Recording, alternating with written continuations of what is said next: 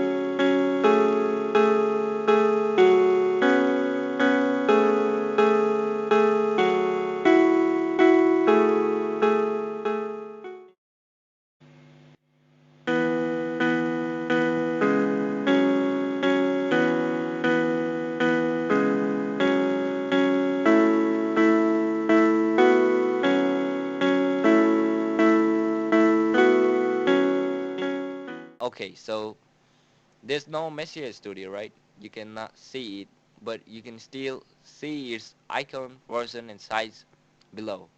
Don't worry about it. It will go on its own if you refresh this window or come back after some time. It's just nothing. It is there because you had selected it before installing it. So you can uninstall any other programs from here. Just repeat the same process. It's that easy. Congratulations, you have successfully uninstalled a program from your computer. This tutorial can save you from being a fool who thinks that deleting the desktop icon or simply a shortcut of a program and emptying the recycle bin will completely uninstall it. No, you'll just be a noob in front of your friends. Just follow this video to be a pro just like me. This is the correct way of uninstalling a program. Well, there are several different ways of uninstalling a program like this by using different applications but just do this. This is what Microsoft recommends you to do to uninstall any program from your Windows 7 PC. If you really like this video, then please consider subscribing and hit the like, share and subscribe button, and also hit that notification bell icon to get notified every time I upload a new video. See you soon in the next video.